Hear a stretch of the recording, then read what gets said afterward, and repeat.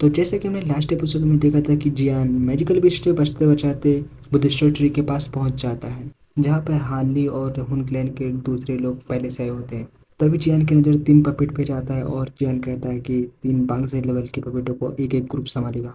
इसके लिए सारे क्लैन मान जाते हैं और सभी लोग अपने अपने पपेट को चुन लेते हैं। तभी हमें बुद्धिस्टर ट्री को दिखाया जाता है और जियान कहता है कि हमारे सामने तीन तीन बांग्सी लेवल के पपेट हैं जिनसे हमारे लिए लड़ना बहुत हार्ड होगा, इसीलिए हम सभी लोग केयरफुल रहेंगे।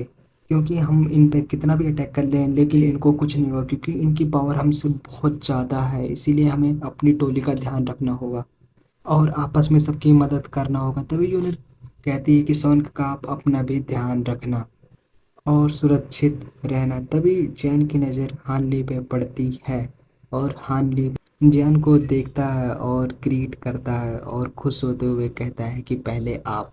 और जियान भी हमारा शेर होता है, वो अपनी टोली के साथ अकेले चला जाता है।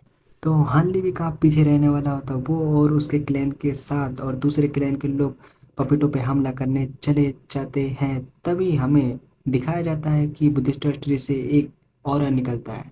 पपेट भी एक्टिवेट हो जाते हैं और जियान भी अपनी दुर्गी निकाल लेता है और हमला करने चला जाता है और उस सारे क्लैन के लोग भी चले जाते हैं और पपेट पे हमला करने लगते हैं। तभी पपेट एक डायमेंशन बनाते हैं अपनी दुर्गी से और जियान और उसकी टोली को गोल्डन डायमेंशन में कैद कर देते हैं। तभी जियान की टीम के लोग कहते हैं ये अचानक से क्या हुआ, तो जियान बताता है कि इस बांग सिंह ने पपेट ने अपनी पावर का यूज कर एक फ्री स्केप को बना दिया है जो एक डायमेंशन की तरह काम करती है।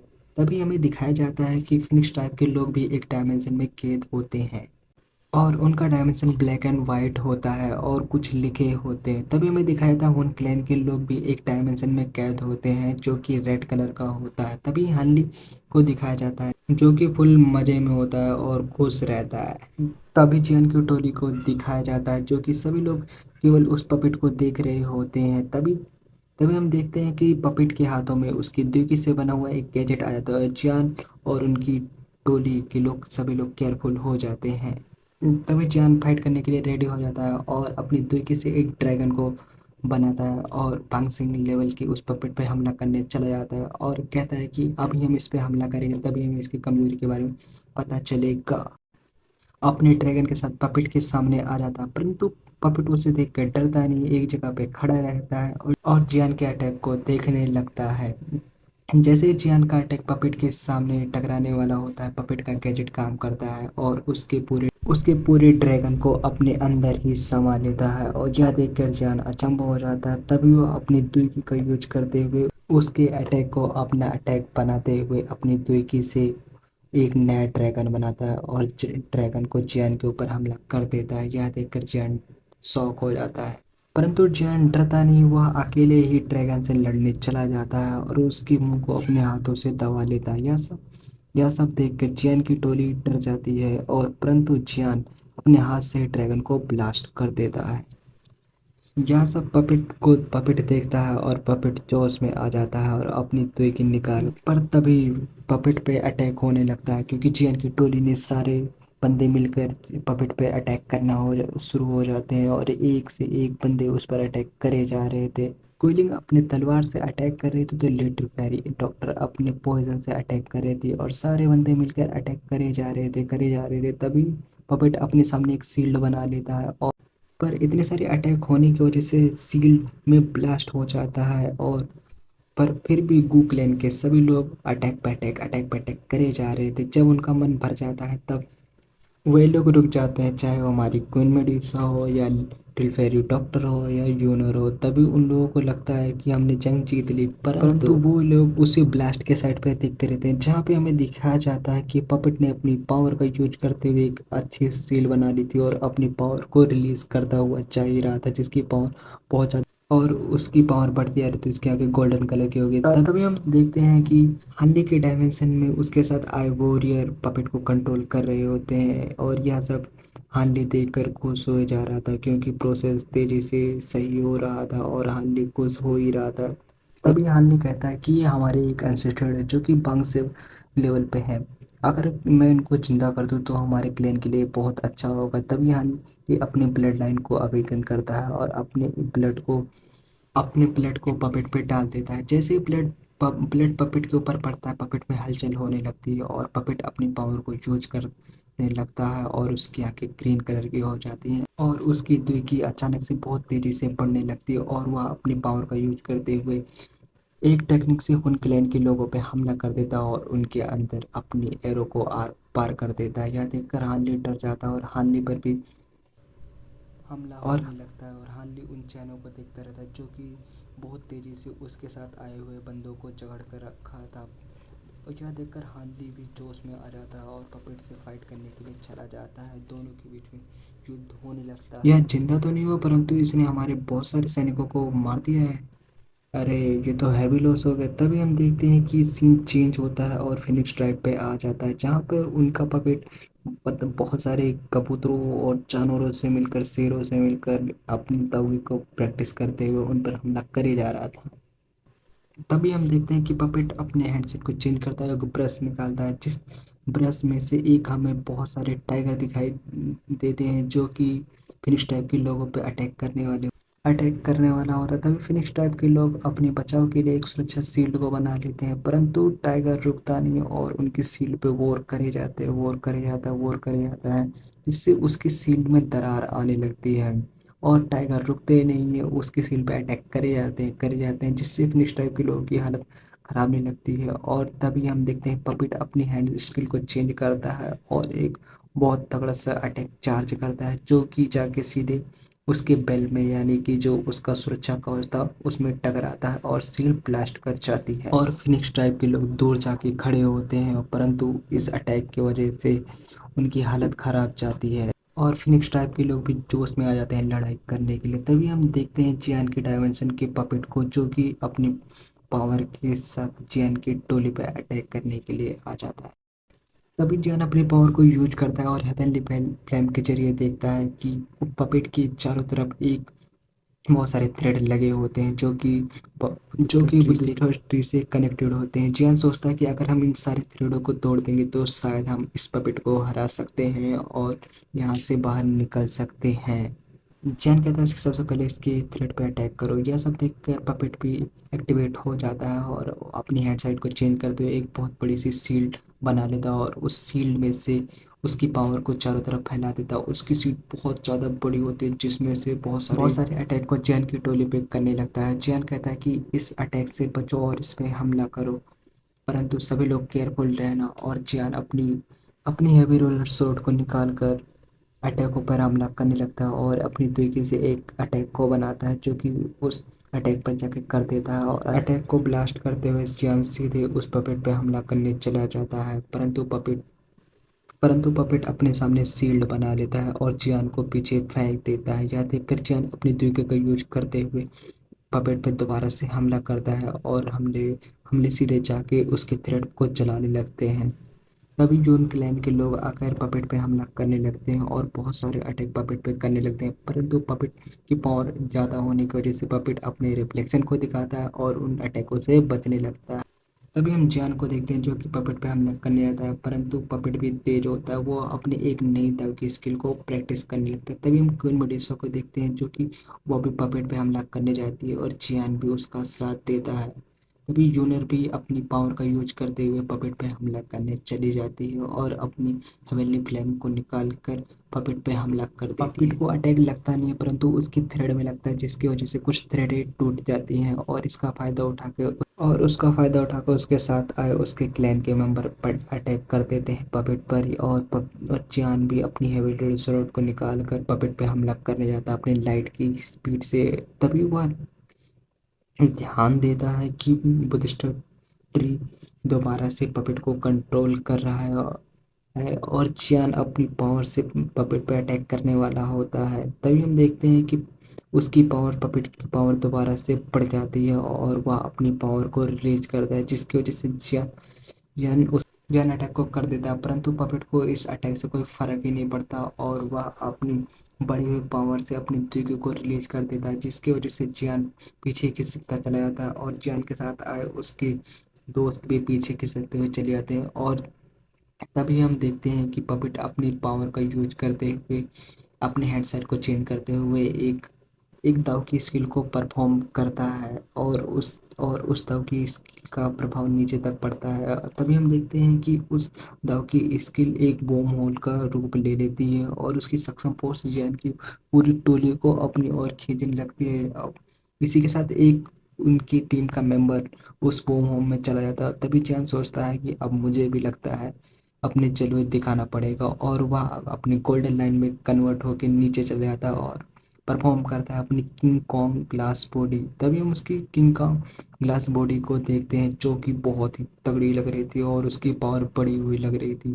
तभी वह अपने दोस्तों को अपने पीछे कर लेता है और वो मॉल के सामने खुद ही आ जाता है और वह वो मॉल से काफी ज्यादा बड़ा दिखाई दे रहा था। तभी हम पपेट को देखते हैं, वह वो मॉल की शक्तियों के जरिए जियान पर अटैक कर दे देता है, परंतु जियान अपने दोस्त के सामने शील्ड की तरह खड़ा रहता है और यह सब देखकर सभी लोग डरे हुए होते हैं। परंतु जियान रुकता नहीं और शील्ड के सामने खड़ा रहता है और अब उनके अटैकों को अपने ऊपर और यह देखकर यूनर को भी गुस्सा आ जाता है। तभी जियान अपनी दाव की स्कूल को चेंज करते हुए और सीधे जाकर उस पपेट पे हमला कर देता है और हमला लगते ही पपेट बहुत दूर जाकर गिरता है और वो थोड़ा सा लड़खड़ा जाता है। इसी का फायदा उठाते हैं उसके दोस्त और उस पर जाके यूनर यूनर अपनी फ्लेम से क्यून मेडुसा और लिटिल फेरी डॉक्टर उसके थ्रेड पर अटैक कर देते हैं। तभी हम देखते हैं कि फिर से बुद्धिस्ट ट्री पपेट को कंट्रोल करने वाला होता है और यह सब जियान अपनी किंग कॉन्ग ग्लास बॉडी में बने हुए देखता रहता है और तभी जियान अपने एक पावरफुल अटैक को चार्ज करने लगता है और पपेट में सीधे जाके जड़ देता है, जिसकी वजह से पपेट की हालत खराब जाती है और पपेट मर जाता है और सभी लोग उसके बनाए हुए डायमेंशन से बाहर निकल आते हैं और चाहे वह क्वीन मेडुसा हो, लिटिल फेरी डॉक्टर हो या यूनर हो। तभी हम देखते हैं जियान भी उसके बनाए डायमेंशन से निकल कर अपनी नॉर्मल बॉडी में आ जाता है। तभी वह अपनी बढ़ी हुई पावर को देखता है और क्वीन मेडुसा भी जियान को देखती है। तभी जियान अपनी स्टोरी रिंग से उसमें से मेडिकल पिल निकालता है और सभी लोगों को देता है, जिसको खाने के बाद सभी लोगों की पावर रिकवर हो जाती है। तभी हम देखते हैं कि तभी जियान और उसके साथ यूनर और उनकी पूरी टोली हुन क्लैन और फिनिक्स क्लैन के बने हुए डायमेंशन को देखते रहते हैं। तभी यूनर जियान के पास आती है और जियान से कहती है, सवन का क्या हमें अभी कोई एक्शन लेना चाहिए। तभी हम देखते हैं कि हमें थोड़ी देर के बाद सीन दिखाया जाता है जो फिनिक्स ट्राइब और हुन क्लैन का भी डायमेंशन धीरे धीरे ब्रेक होने लगते हैं। तभी हम देखते हैं कि मिस फैंग के साथ फिनिक्स ट्राइब के लोगों की हालत खराब जाती है। तभी मिस फैंग देखते हैं कि जियान की टोली एकदम टका टका। तभी हम देखते हैं कि हानली की चेहरे की मुस्कुराहट गायब हो जाती है और वह जियान को देखता है और तभी जियान जूनियर से कहता है, ये लोग बाहर तो निकल आए लेकिन इन लोगों ने बहुत ज़्यादा हैवी लॉस तो झेला है। जूनियर कहती है अब इन लोगों की इतनी औकात नहीं कि ये लोग हमसे अब लड़ पाए। लेकिन जियान कहता है इन लोगों से ज़्यादा अब खतरा हमें इस बुद्धिस्ट ट्री से, क्योंकि इसने तीन पांगसिंग लेवल की पपेट को बना रखा था अपनी पावर की वजह से। इसी वजह से सभी लोग केयरफुल रहेंगे, पता नहीं आगे जाके हमें क्या क्या खतरों का सामना करना पड़े। इसी वजह से सभी लोग केयरफुल रहेंगे।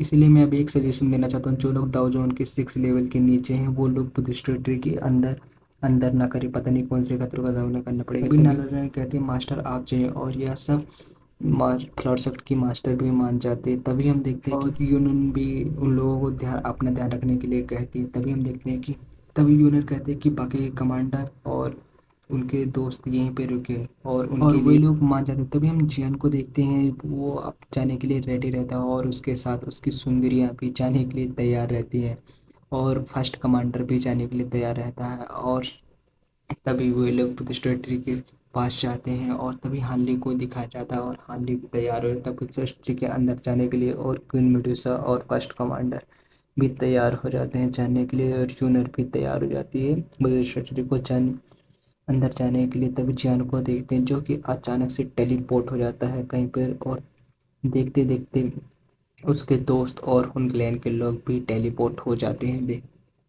तभी बुद्धिस्ट ट्री को दिखाया जाता है जिसको कूलिंग देखती रहती है परंतु उसके पास नहीं जाती। तभी थोड़ी देर बाद में जियान को दिखाया जाता है जिसके चारों तरफ अंधेरा होता है और वह सोच ही रहा था।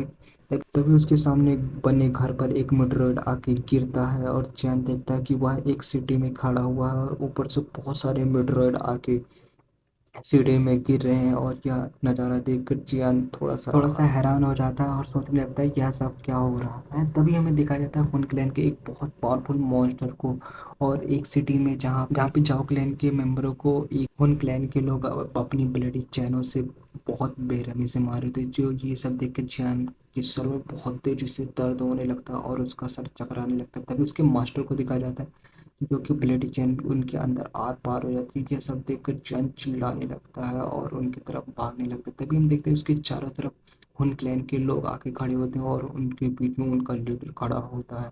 और यह सब देखकर जियान के अंदर से रेड की और ब्लैक कलर का ऑरा निकलने लगता है और उसके पीछे का बैकग्राउंड म्यूजिक बनता है बहुत तगड़ा सा और वह एक डेविल की तरह उसकी आंखें लाल हो जाती हैं और वह गुस्से से चिल्लाता है कि आज किसी को छोड़ूंगा नहीं, आज सबको मार दूंगा।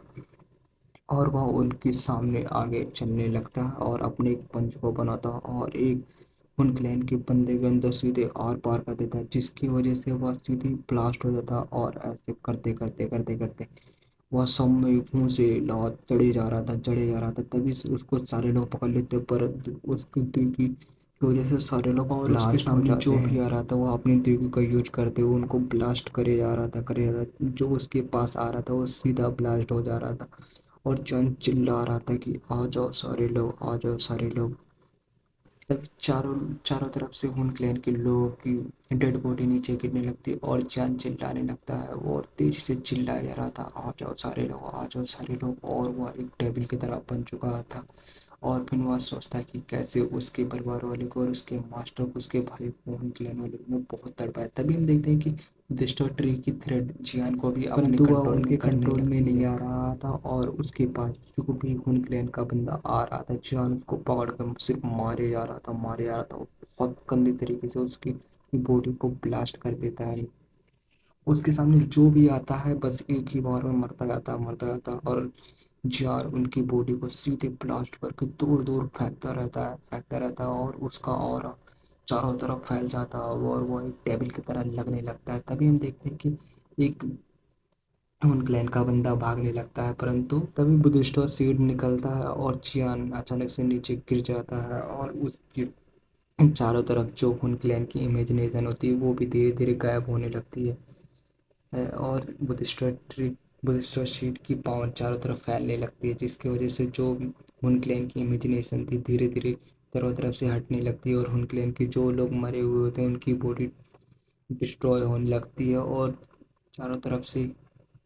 तभी जियान देखता है कि बुधिस्टर उसकी बॉडी से बाहर निकल लगता है और वह अपनी पावर से बुधिस्टर चारों तरफ से जो उन क्लेन की इमेजिनेशन होती है उनको हटाने लगता है जिसकी वजह से जियान देखता है कि ये सिर्फ एक इमेजिनेशन है। तभी जियान का मुंह उतर जाता है और जियान सोचने लगता है कि अच्छा हुआ मेरे में बुधिस्टर सीट था वरना आज तो मेरी यहीं पे डेथ भी हो सकती थी और मैं कभी बाहर नहीं निकल पाता और मैं शायद पपेट बन जाता। तभी बुद्धिस्टों सीट को जियान अपने अंदर रख लेता है और वह धीरे धीरे चलने लगता है और वह अचानक से घुटनों के बल बैठ जाता है। तभी वो अपने चारों तरफ देखता है वह एक अलग ही डायमेंशन में आ गया होता है और उसकी उसके सामने बुद्धिस्टो ट्री को दिखाया जाता है जो कि चारों तरफ से फॉग से फैला हुआ होता है। और यहीं पे हमारा एपिसोड खत्म हो जाता है।